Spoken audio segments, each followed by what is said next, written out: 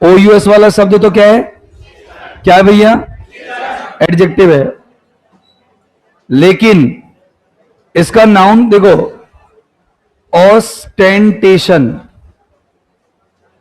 Ostentation इसका noun है। Station, station, TATION। और ये ऑस्टेंटेशियस है। इसको कहते हैं दिखावटी। कभी सुना? दिखावटी को कोई जानता है कि और पर्यायवाची? दिखावटी को कहते हैं शोई। क्या कहते हैं? शोई। और कहते हैं अपन उसको ग्रैंडियोस। GRANDIOSE, grandiose. कहते कि नहीं कहते? ग्रैंडियोस हो गया। ग्रैंड यानी क्या होता है? ग्रैंड यानी महान, बड़ा। कि ग्रैंड पार्टी थी, grand dad, grand father, grand mother. तो ऐसे ग्रैंड यानी क्या होता है? बड़ा। और बड़ी चीज जो होती है वो दिखावटी होती है, ऐसे याद कर लेना कि ग्रैंड से। शोई, शोई का मतलब वही दिखावटी, दिखावटी। यही आ गया, पहला ही आंसर आ गया। जिसको ये पता है कि ऑस्टेंटेशन का मतलब दिखावटी होता है तो 1 मिनट लगेगी उसको आंसर लगाने में। शोई को तो सब जानते हैं, शो, दिखावा। प्रिटेंस, प्रिटेंस यानी क्या होता है? बहाना। और बहाने का एक बढ़िया देखो वर्ड सुनो, 2 वर्ड है। ये क्या है? ये तुम सब जानते हो। क्या ये? एक्सक्यूज। एक्सक्यूज यानी क्या होता है? बहाना। और एक और देखो, ये कौन जानता है? फेन। जी नहीं बोलता कभी भी। जी अगर एन से पहले आएगा तो जी चुप रहेगा। जी जब भी एन से पहले आएगा तो जी कैसा रहेगा बेटा? चुप। अब बोलो फेन, इसको क्या बोलेंगे? फेन। फेन यानी बहाना। अबुंडेंस, अबुंडेंस यानी क्या होती है? पर्याप्तता। क्या होती है? इसको बोलते हैं अपन अडेक्वेसी। क्या बोलते हैं? अडेक्वेसी। ये याद रखना है आपको। प्लेंटी यानी क्या होती है? पर्याप्तता। बताओ आंसर क्या आएगा? शोई। चलो इसको देखो, फ्लटर। फ्लटर यानी क्या होता है? पंख फड़फड़ाना। क्या होता है? पंख फड़फड़ाना। फ्लटर यानी होता है फड़फड़ाना।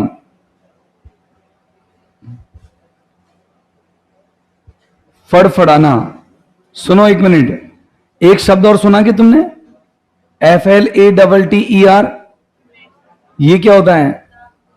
चापलूसी करना। दोनों स्पेलिंगों में अंतर क्या है? देखना जरा, देखना भैया। ए का और यू का, इसमें यू है उसमें ए है, बाकी का कोई स्पेलिंग में डिफरेंस देखना कतई नहीं है। फ्लैटर यानी फड़फड़ाना, फड़फड़ाना। सोअर मानी होता है पंख फड़फड़ाना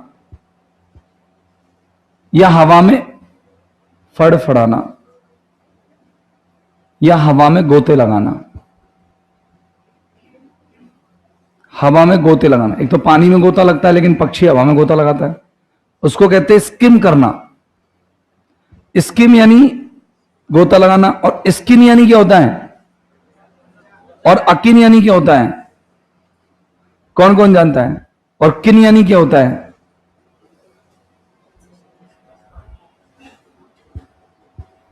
किन को कहते हैं, किन यानी होता है रिश्तेदार।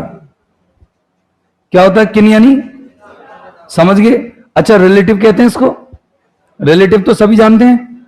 अरे रिलेटिव कौन नहीं जानता भाई? सभी जानते हैं ना। आमिर भाई जानते हो ना? तो किन यानी क्या होता है? रिश्तेदार, रिलेटिव। एक वर्ड तो ये हो गया। अकिन यानी होता है एक समान। इसके साथ फिक्स प्रपोजिशन टू है, एक समान, एक समान। और स्किन, स्किन के 2 अर्थ हैं। एक तो ये संज्ञा है और एक ये वर्ब है। संज्ञा के रूप में इसको, स्किन को कहते हैं त्वचा, और वर्ब के रूप में इसे कहते हैं चखमा देना। क्या देना? वर्ब के रूप में इसका अर्थ क्या है? चकमा देना, चीट करना। और स्किम यानी गोते लगाना। अजिटेट, अजी तेरी टांट में दूंगा। तो सामने वाले को क्या कर दिया अपन ने? क्या कर दिया? गुस्सा। अच्छा, गुस्सा दिलाने को अंग्रेजी में क्या कहेंगे? और एनरेज करना। रेज यानी गुस्सा, एनरेज यानी गुस्सा दिलाना। EN लगा दो। इसके अलावा एक और गुस्सा दिलाने का, इनफ्यूरिएट। फुरी, फुरी सब ने सुना ना तुमने? फ्यूरी यानी क्रोध। मैंने उरी पे गुस्सा आया तो फ्यूरी हो गया, सही है ना? तो ऐसे ही ये याद कर लेना, इनफ्यूरिएट है ये।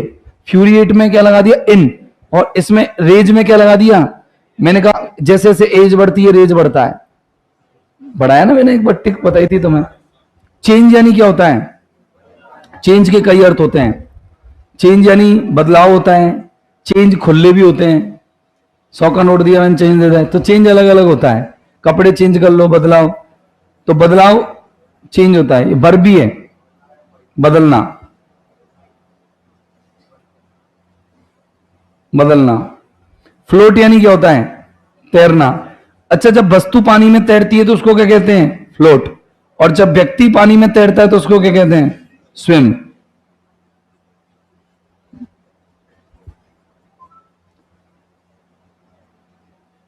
मगरमच्छ क्या करेगा पानी में, फ्लोट या स्विम, बताओ। फ्लोट ही करेगा सर, वस्तु नहीं है वो, क्रिएचर है। कोई भी क्रिएचर अगर तैरेगा पानी में तो वो स्विम नहीं होगा, फ्लोट होगा। ऐसा थोड़ी है कि मगरमच्छ वैसे तो रहता है तो पानी के ऊपर, लेकिन पानी में अंदर तैर रहा है, तैर नहीं रहा है, वो तो रहता ही है पानी में, फ्लोट करता है वो।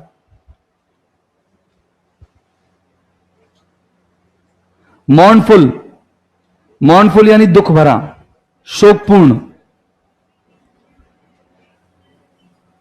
शोकपूर्ण का विलोम क्या होगा, शोकपूर्ण। प्लेफुल यानी क्या होता है, नाटकीय या मनोरंजक, मनोरंजक, एंटरटेनिंग। जॉयस यानी होता है आनंदमयी, खुशी से भरा। लाफेबल यानी क्या होता है, मजाक योग्य, मजाक योग्य। और ह्यूमरस यानी क्या होता है, हास्यास्पद। तो बताओ आंसर क्या आना चाहिए, बी, क्योंकि दुख का विलोम क्या होगा, सुख, खुशी। ये थोड़ी होंगे मजाक कर रहे हैं अपन किसी का, मनोरंजन मजाक, मनोरंजन मजाक, दुख का विरोध वो थोड़ी होता है विलोम। दुख का विलोम तो क्या होता है, सुख।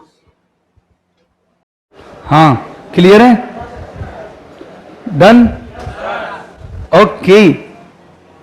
टिमोरस कौन जानता है, एक शब्द बताऊं, टिमोरस जो शब्द है वो कायरों के लिए यूज होता है।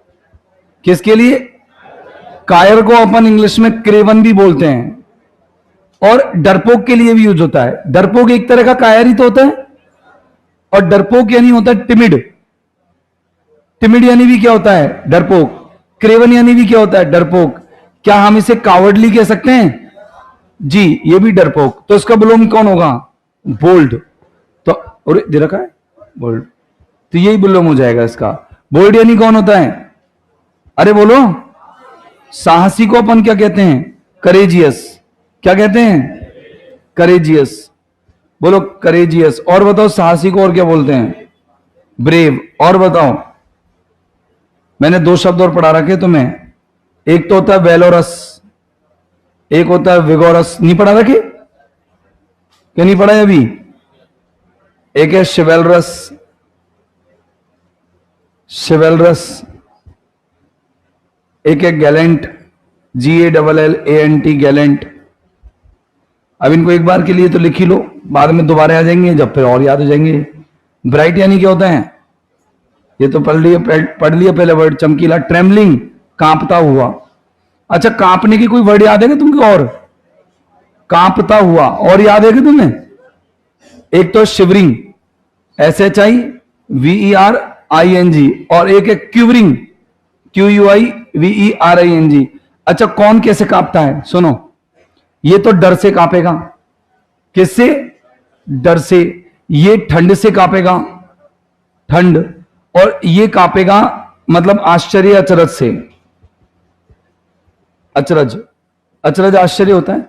जैसे मान लो मेरे पैर के बगल में से सांप निकल गया, तो बताओ मुझे डर लगेगा कि अचरज होगा, एकदम तो अचरज ही होगा, तो गया जो गया। अब फिर अपन जब कांपेंगे तो उसको कहते क्योर करना, यूं गया। और जब ठंड लगती है ऐसे करते हैं अपन, झाड़ा लगता है तो उसको क्या कहते हैं, शिवरिंग। क्या कहते हैं, शिवरिंग। और अब जैसे आपको यहां बुलाऊं मैं स्टेज पर, तो आपके हाथ पांव कांपते हैं, तो उसको क्या कहेंगे, उसको ट्रेमलिंग कहेंगे। तो 3 तरह का डर लगता है। तो तीनों तरह से कपाई, हाथ पैरों में कपकपाहट पैदा हो जाती है। आंसर तो आपका बोल्ड आ ही गया। कावर्डली जानते ही हो, कावर्डली कायर। अगर समानार्थी पूछता तो तुमसे कावर्डली, और विलोम पूछा तो बोल्ड।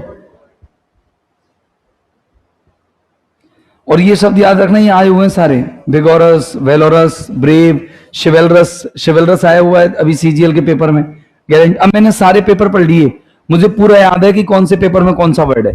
अब मतलब आप मुझसे पूछोगे ना तो मैं कहूंगा कि देखो ये वाला वर्ड 2023 में आया है, तो मतलब वहां लिंक हो जाएगी वो चीज कि हाँ यार ये आया हुआ वर्ड है। कोई दिक्कत?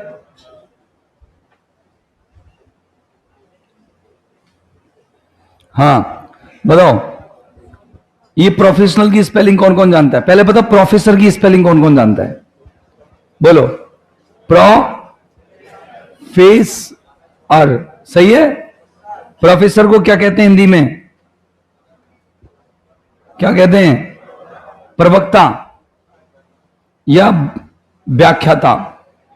व्याख्याता लेक्चरर होता है, प्रोफेसर प्रवक्ता, सही है। लेक्चरर को क्या कहते हैं? व्याख्याता। LECTURER, लेक्चरर होता है व्याख्याता। इसका एक और पर्यायवाची है प्रोफेसर का, उसको कहते हैं स्पोक्समैन। प्रोफेशनल व्यावसायिक, और इसका जो व्यावसायिक व्यावसायिक इसको इंग्लिश में हिंदी इंग्लिश में एक और वर्ड से बोलते हैं वोकेशनल। सुना होगा वोकेशनल एजुकेशन। अच्छा, प्रोफेशनल की स्पेलिंग देखना, प्रोफेस IONAL, सही है। इलेक्ट्रॉनिक की स्पेलिंग देखना, इलेक्ट्रॉनिक्स, सही है। डिलेमा की स्पेलिंग में क्या गड़बड़ है? L एक ही बार आएगा, इसमें L 2 बार दे रखा। डिलेमा पहले पढ़ लिया ना अपन ने। डिलेमा को क्या कहते हैं? दुविधा। अच्छा, इसका एक मुहावरा भी है, इनिफिक्स, दुविधा में होना, है ना, between the devil and the deep sea. Perpetuate करना, परपेचुअल, आपने सुना होगा परपेचुएट, किसी चीज को सतत बनाना, यादगार बनाना। सतत बनाना या परपेचुएट यानी यादगार बनाना।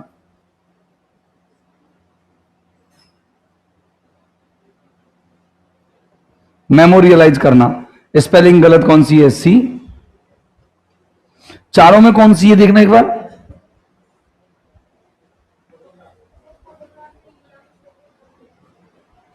इसमें गलत है, इसमें स्पेलिंग सही दे रखी चारों ही। यही मैं देख रहा था, मैं तुमको कौन सी गलत लग रही है, मेरे को तो लग नहीं रही।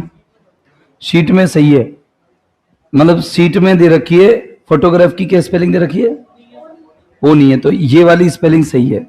तो अपन को वहां टिक लगाना है किस पे? सी में। वहां पे ओ नहीं है ना, तो ओ लगाना है और ऐसे लिखना है फोटोग्राफ। फोटोग्राफ यानी जानते ही हो चित्र होते हैं। बाउंड्री यानी क्या होती है? अरे बाउंड्री यानी प्रोसेसिंग, यानी क्या होती है? प्रोसेसिंग, प्रोसेसिंग प्रक्रिया। और कॉम्पिटेंसी, अच्छा तुम्हें एक वर्ड आता है क्या ये वाला? ये सुना गया तुम में? कोई ने ये सुना गया? ये कौन कौन ने सुन रखा? हाथ खड़े करो। कॉम्पीट नहीं सुन रखा। और ये वाला वर्ड किस किसने सुन रखा है? कंपटीशन। कंपटीशन किसने, सबने सुन रखा है? तो ये इसी से तो बना, देखना यार, कॉम्पीट, टी के बाद ITION। इसका मतलब ये तो क्रिया है और ये इसी से बना है शब्द। कॉम्पीट यानी होता है प्रतियोगिता करना। क्या करना? अरे बोलना, प्रतियोगिता करना। और कंपटीशन ये प्रतियोगिता है। और जो व्यक्ति प्रतियोगी होता है, उसको कहते हैं कॉम्पिटेंट। ये कॉम्पिटेंट है। कॉम्पिटेंट होता है प्रतिभागी या प्रतियोगी। जैसे मैंने कहा यार तू मेरा प्रतियोगी बच्चा है, तो कॉम्पिटेंट स्टूडेंट, कॉम्पिटेंट है तू मेरा, समझ गए ना। कॉम्पिटेंट होता है प्रतियोगी, और प्रतियोगी वस्तु के लिए यूज करे, ये तो व्यक्ति है। ये तो व्यक्ति है। और अगर वस्तु प्रतियोगी हो, कोई भी वस्तु, जैसे एग्जाम, तो उसको कहते हैं कॉम्पिटिटिव, TITIV, कॉम्पिटिटिव। याद आया? कहते हैं ना कॉम्पिटिटिव एग्जाम्स। कॉम्पिटिटिव एग्जाम क्या है? वस्तु एक तरह की, तो कॉम्पिटिटिव लग जाएगा। तुम्हारे लिए कॉम्पिटिटिव नहीं लगेगा, तुम्हारे लिए क्या लगेगा? कॉम्पिटेंट, क्योंकि तुम प्रतिभागी हो, तुम प्रतियोगी विद्यार्थी हो, छात्र हो। तो जब सजीव होते हैं उनके लिए तो कॉम्पिटेंट लगता है, निर्जीव चीजें होती है उसके लिए कॉम्पिटिटिव लगता है। मूल वर्ड आपका कॉम्पीट है, इससे बना कॉम्पिटिशन है, और इससे ही बना कॉम्पिटेंसी है, क्योंकि जब प्रतियोगिता करके आप निकल के आते हो तो वहां आ जाती है दक्षता। क्या जाती है? दक्षता, उसको कहते हैं कॉम्पिटेंसी। तो ये स्पेलिंग सही है, ये सही है, ये सही है, गलत कौन सी है? फोटोग्राफ। अच्छा, प्रतियोगिता की और भी आती है कि तुम पे अंग्रेजी? प्रतियोगिता करना, तेरे और मेरे बीच में कंपटीशन करेंगे अपन। आती है? आती है। देखो ये रही, ये सुनी तुमने? VIE नहीं सुनी? अच्छा देखो, दो चार ही तो शब्द हैं ऐसे। एक तो VIE है, एक LIE है, एक TIE है, एक DIE है। इनमें से कौन कौन से शब्द जानते हो? और एक LIE लिख दिया ना? हाँ बोलो, LIE यानी क्या होता है? दो अर्थ होते हैं, झूठ बोलना और लेटना। झूठ बोलना और लेटना। और ये टाई यानी क्या होता है? बांधना। और एक टाई वो गलबंद भी होता है। डाई यानी क्या होता है? मरना। और बाई यानी क्या होता है? बोलना बेटा। प्रतियोगिता क्या करना, कॉम्पीट का समानार्थी है। और एक चीज खास बात बताऊं, इनमें जब ING लगाओगे ना तुम, तो I और E हट जाएंगे और बाई लग जाएगा। कैसे? अगर तुम बाई का प्रतियोगिता मतलब ING लगाओगे तो ऐसे बनेगी, देखो यूं। और तुमको यूं लगेगी जाने ये क्या है स्पेलिंग, ये स्पेलिंग यही है। ING लगाई तो ये आई हट करके क्या बन गया? बाई। चलो इसकी बनाओ, इसकी बनाओ। अच्छा इसकी सुनाओ। सुने नहीं सारे वर्ड्स? हाँ है ना? ये लो, तो कॉमन है ऐसे। मतलब पहले तो बेसिक पता लगे कि ये वर्ड है क्या, उसके बाद में आप उसका फिर जग जुगाड़ देखो, आराम से याद हो जाता है, समझ में आ जाता है। लिख दो इन सबको। 6 वर्ड हो गए आज। हाँ, टॉपिक है अपना सब्जेक्ट वर्ब।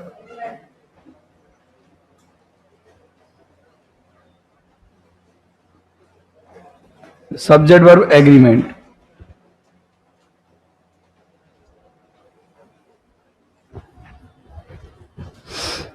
चलो देखो,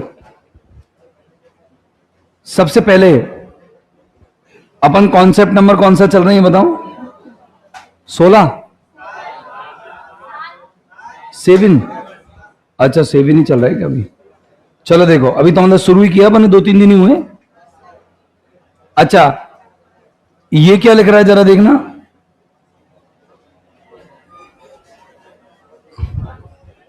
ये क्या है? मोर देन बने क्या? अच्छा, और ये क्या है? मोर देन वन। और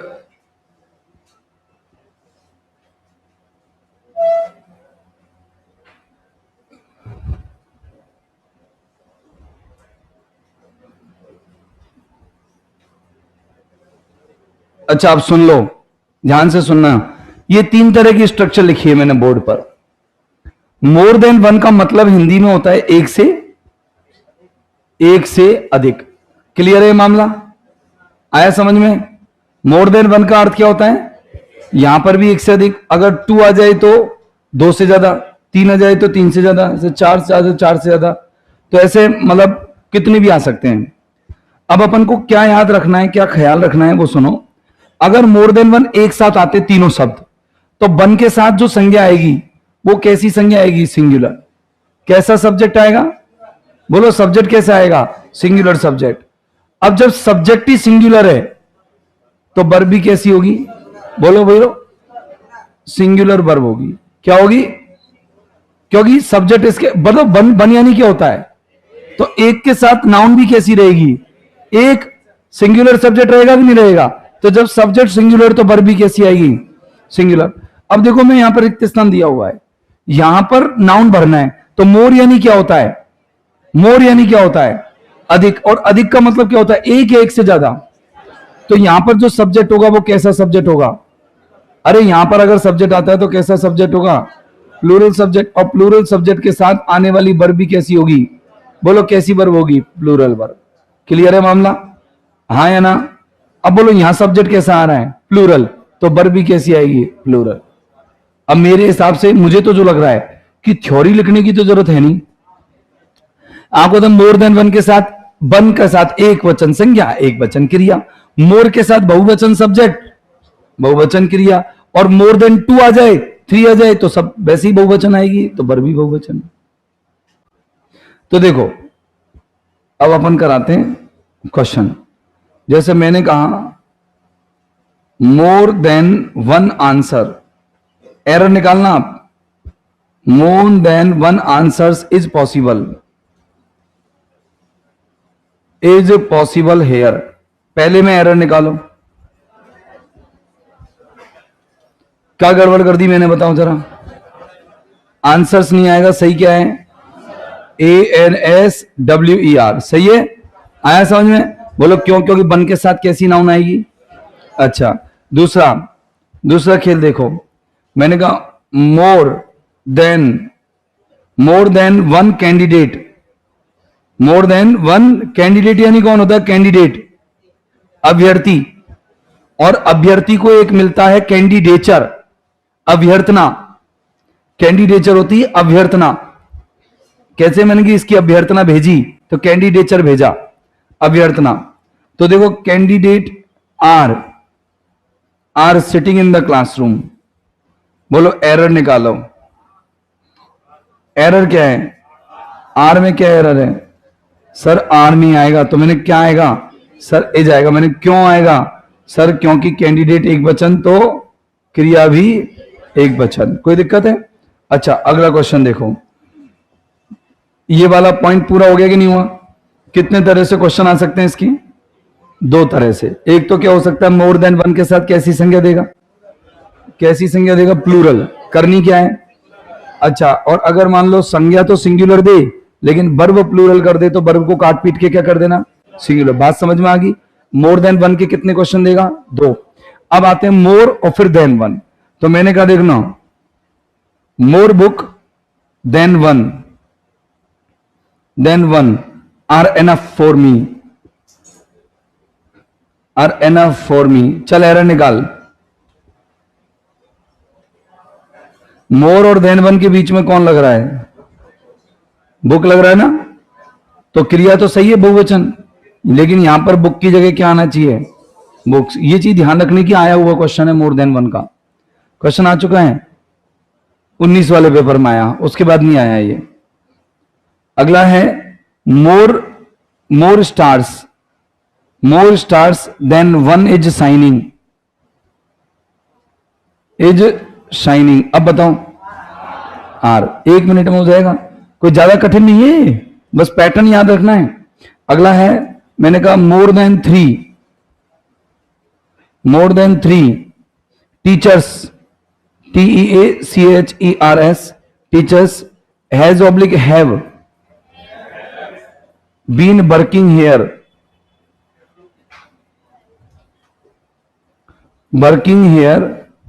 सिंस 2023 या 2022। बताओ क्या आएगा, पक्का, ओके। अब बोलो कितने क्वेश्चन हो गए, 5, और पैटर्न कितने, 3। अब बताओ कोई भी, किसी भी बच्चे को कोई पैटर्न से रिलेटेड कोई एरर, कोई दिक्कत, कोई कष्ट, कोई कलेश, अर्थ से संबंधित कोई बात, अर्थ से संबंधित कि सर इस सेंटेंस का अर्थ करके बताओ। इसका अर्थ क्या है, एक से अधिक आंसर इसका संभव है। मैंने कहा एक से अधिक कैंडिडेट क्लास में बैठा हुआ है। मैंने कहा कि एक से अधिक किताबें मेरे लिए पर्याप्त हैं। मैंने कहा कि एक से अधिक तारे चमक रहे हैं। मैंने कहा 3 अध्यापकों से ज्यादा काम 2022 से कर रहे हैं। अब बताओ कहां कोई दिक्कत, बोलना, क्लियर है मामला? तेरे इधर पीछे सबके ये वाला पैटर्न क्लियर है ना? लिख लो फिर कॉन्सेप्ट नंबर 7 को। देखो बेटा, नेक्स्ट कॉन्सेप्ट मेरे भाई, देख कॉन्सेप्ट नंबर कौन सा है? Concept number 8। ये क्या लिख रहे हैं? नॉट वन ऑफ, क्या लिख रहा है? और ये क्या लिख रहे हैं? हैं? पक्का? अच्छा, ये क्या लिख रहा है जरा देखना, एवरी, और ये वाला क्या लिख रहा है? ईदर ऑफ, और ये नीदर ऑफ। अच्छा सुन लो, इस रूल पर आप 3 स्टार लगाओ, बिल्कुल ये इंपॉर्टेंट है, 3 स्टार लाइक ही है, ज्यादा भी लगा सकते हो, आपकी चॉइस है। अब एक बात सुनो, बिल्कुल जैसा भी चाहो। देखो, इनके साथ की खासियत है, पता नहीं तू उठा ले देख ले, इनकी साथ की खासियत है, पता ये क्या है? 1। आप ऑफ का अर्थ मत किया करो, एक, फिर ये यूं कह दे करो, में से एक भी नहीं, में से एक, में से प्रत्येक, में से प्रत्येक, में से कोई एक, और में से कोई नहीं। अब एक बात ध्यान से सुनना, इनके क्वेश्चन कैसे कैसे आते हैं, बिल्कुल ध्यान से सुनना, हर चीज बताऊंगा इसके अंदर मैं आपको। नॉट वन ऑफ मतलब जो आगे संख्या है वो 2 से अधिक है। कितनी है संख्या? 2 से अधिक। अब 2 से अधिक में से एक, क्या अर्थ निकल रहा है इसका? एक भी नहीं, 2 से अधिक में से एक भी नहीं। इसी को अपन नॉट वन को नन भी बोल देते हैं। क्या भी बोल देते हैं नॉट वन को? नन। वन ऑफ का अर्थ होता है 2 से अधिक में से एक। क्या होता है? जो बोल, जोर से बोल, में से एक, मतलब जो आगे अपन को जितनी भी नाउन चाहिएंगी उनकी संख्या कितनी होनी चाहिए? 2 या 2 से अधिक। और यह कि 2 से अधिक में से प्रत्येक, 2 से अधिक में से प्रत्येक, और यह भी 2 से अधिक में से, लेकिन इन दोनों में अंतर क्या है? एवरी वन ऑफ कब यूज करूं और ईच ऑफ कब यूज करूं? जब संख्या को आसानी से गिन सकूं, 2 से अधिक जो संख्या है उनको आसानी से गिन सकूं तो ईच ऑफ, और आसानी से ना गिन सकूं तो एवरी वन ऑफ। बताओ, मैंने कहा मेरा प्रत्येक विद्यार्थी, ईच ऑफ माई स्टूडेंट्स, क्यों? क्योंकि मैं आसानी से गिन सकता हूं। लेकिन मैं वो कहूं कि इस देश का प्रत्येक नागरिक, आसानी से नहीं गिन सकता हूं, तो कैसे कहूंगा? Every one of the country people, this country people, every one of this country people, या every one of the people of this country, ऐसे भी कह सकता हूं। अब अगर मैं कहूं कि मेरे स्टाफ का प्रत्येक कर्मचारी, बताओ, each of the employee in my staff, या each of my staff employee, employee में लग जाएगा एस, एम्प्लॉइज। आगे बहुवचन आएगी संज्ञा, पक्का है। इनके साथ आने वाली नाउन हमेशा सब्जेक्ट कैसा आएगा? प्लूरल। सब्जेक्ट तो कैसा आएगा? लेकिन अपन सब में से, प्लूरल में से क्या निकाल रहे हैं? एक भी नहीं, एक, प्रत्येक, प्रत्येक, एक भी नहीं। तो यहां पर जो वर्ब आएगी वो कैसी जाएगी? सिंगुलर। भले ही सब्जेक्ट प्लूरल हो, लेकिन उनमें से अपन एक भी नहीं निकाल रहे, इसलिए वर्ब कैसी जाएगी? Singular verb. या एक निकाल रहे हैं या प्रत्येक निकाल रहे हैं, इसलिए वर्ब सिंगुलर जाएगी। इसका मतलब होता है 2 में से कोई एक, 2 में से कोई, और इसका मतलब होता है दोनों में से कोई भी नहीं। अब इसके क्वेश्चन कैसे कैसे आए हुए हैं देखना, कोई भी नहीं। इनके क्वेश्चन ऐसे आते हैं कि अगर ऐसा हो जाए कि आपको ये कर्ता तो बहुवचन दे रखा, क्रिया एक वचन, तो गड़बड़ क्या करेंगे? सुनो, ईदर ऑफ और नीदर ऑफ के साथ आने वाली संख्या में कितनी होनी चाहिए? 2। कैसे? मेरी आंख है, आंख कितनी है? तो मैं इन 4 और 5 में से किस किस का यूज करूंगा आंखों के लिए? या तो ईदर ऑफ या नीदर ऑफ। लेकिन मैं ईच ऑफ और वन ऑफ तो नहीं कर सकता ना, एवरी वन ऑफ तो नहीं कर सकता ना, नॉट वन ऑफ तो नहीं कर सकता ना। क्यों?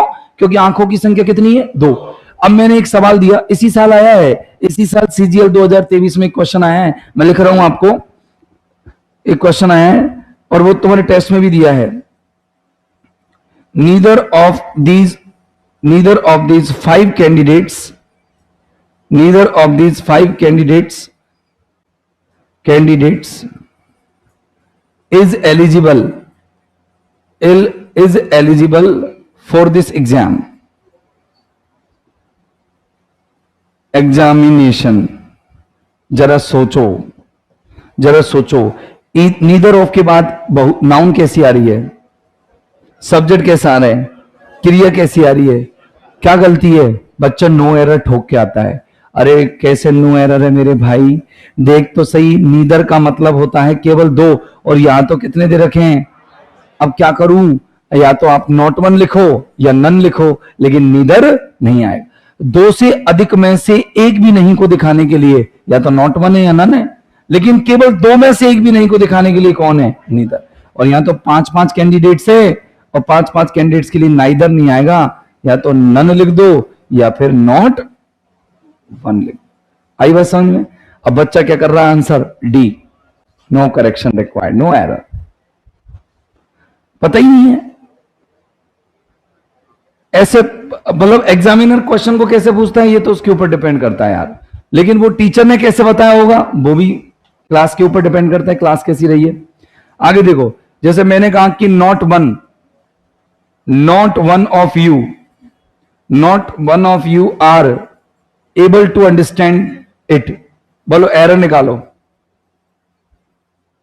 एरर निकालो। सोचो कि यू एक वचन होता है बहुवचन, यू को क्या माना जाता है? याद करो, मैंने लिखाया बहुवचन। बोलो not one of you, you कितने भी हो सकते हैं, यू 1 2 3 4 5 10 हो सकते हैं, तो मैंने कहा 2 से ज्यादा आएंगे तो हो सकते हैं। बोलो आर आएगा कि एज? एज, क्योंकि मैंने तुम में से एक भी नहीं निकाला, एक भी नहीं निकाला तो एज ही रहेगा। एक मैंने लिखा every one of these leaves, इन पत्तियों में से प्रत्येक पत्ती, every one of these leaves are pure red या प्योर ग्रीन। बोलो प्योर ग्रीन। बोलो क्या है गड़बड़? सर आपने एवरी वन ऑफ के बाद संज्ञा तो बहुवचन लगाई है, लेकिन वर्ब कैसी करो? सिंगुलर करो। मैंने कहा चलिए बता, ईच ऑफ माई फेवरेट। अच्छा, आपके जो पसंदीदा खेल होंगे उनको तुम गिन सकते हो कि नहीं गिन सकते? आसानी से कि बहुत कठिनाई से? आसानी से। Is each of my favourite game is played in India. बोलो कि मेरे पसंदीदा प्रत्येक जो पसंदीदा खेल है वो भारत में खेला जाता है। एरर निकालो। गेम में एस लगेगा, क्यों? अरे क्यों? ईच ऑफ के बाद आने वाली संज्ञा कैसी आएगी? बहुवचन। अरे सब्जेक्ट कैसा आएगा मेरे दोस्त? अरे सब्जेक्ट कैसे आएगा मेरे भाई? अरे मेरे भाई बोलना, कैसा आएगा? प्लूरल। बोलो ये 4 सवाल लिखें और लिख दूंगा, तो आपकी ये नियम पक्का हुआ कि नहीं हुआ? बोलो क्या क्या चीज याद रखनी है? नॉट वन, बोलो नॉट वन ऑफ, बोलो नॉट वन ऑफ, संग संग one of, not one of, और या ऐसे कर लो वन ऑफ और not one of. Not one को क्या भी बोलते हैं? नन। नॉट वन को क्या भी बोलते हैं? नन। बोल दोबारा बोल, one of, not one of, every one of, each of, either of, neither of. Either of neither of का एक सेट बना लो, केवल 2 के लिए आएंगे। आइदर ऑफ नाइदर ऑफ केवल ऐसी संख्याओं के लिए आएंगी जिनकी संख्या कितनी होगी? 2। बाकी ये सब 2 से ज्यादा। तो आइदर ऑफ नाइदर ऑफ तो एक हो गया। फिर one of, not one of, every one of, each of. तो ईच ऑफ कब यूज करते हैं और एवरी वन ऑफ कब यूज करते हैं? ईच ऑफ तो तब यूज करते हैं जब संख्या आसानी से गिनी जा सके, और एवरी वन ऑफ कब यूज करते हैं? जब संख्या ना गिनी जा सके। इनकी खासियत क्या है कि इनके साथ ऑफ आएगा, ऑफ के बाद जो संज्ञा आएगी आगे चल के कहीं भी आ रही हो, संज्ञा विशेषण आ सकते 2 4 5 पहले, तो जहां भी संज्ञा आ रही है वो संज्ञा कैसी आएगी? बहुवचन। संज्ञा सर्वनाम कैसे आएंगी? बहुवचन। लेकिन जो क्रिया आएगी वो क्रिया कैसी आएगी? क्रिया कैसी आएगी? क्रिया आएगी मेरे दोस्त सिंगुलर। कैसी आएगी? पक्का सबके माइंड में क्लियर है? यस और नो, यस और नो, ठीक है। तो लिखना शुरू करूं, हटा दूं? लो एग्जाम्पल लिखो, 2-3 और लिखो। Either of my elder brothers, either of my elder brothers, भाई कितने हो सकते हैं इंसान के? 2 या 2 से ज्यादा? ज्यादातर तो 2 ही होते हैं। तो either of my elder brothers are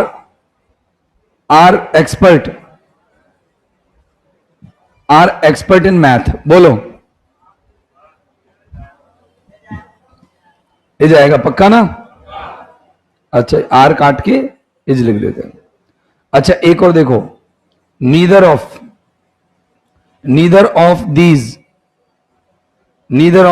all these members, MEMBERS members are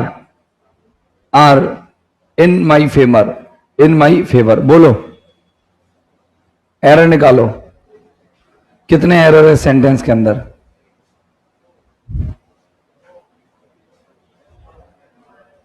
दो एरर हैं। एक तो मेंबर कितने हैं? 2 से ज्यादा, तो नाइदर नहीं आएगा, क्या आएगा? या तो नन या नॉट वन आ गया। दूसरी बात, यहां पर आर नहीं आएगा, क्या आएगा? इज। इसमें 2 एरर थे, ठीक है ना। दूसरी बात, एक और क्वेश्चन है, एक और है, बताओ इसमें गलती क्या कर दी मैंने? every one of my classmates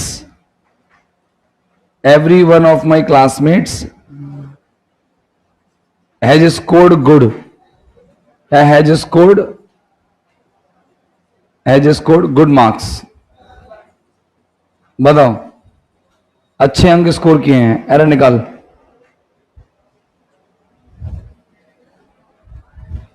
दिमाग लगाना पड़ेगा, ऐसे नहीं होगा। ईच ऑफ कैसे पता लगा तुम्हें? क्लासमेट्स प्लूरल, सिंगुलर वर्ब, ठीक है। लेकिन आप बताओ, क्लासमेट्स को तो आसानी से गिन सकते हो, और गिन सकते हो तो क्या लगेगा? Each of. सही है क्या? है? क्लासमेट्स गिन सकते हो ना तुम आसानी से, गिने गिनाए होते हैं, ऑलरेडी गिने गिनाए होते हैं। तो फिर ये आसानी से आप तीनों सेंटेंस लिख लो, हो गया काम।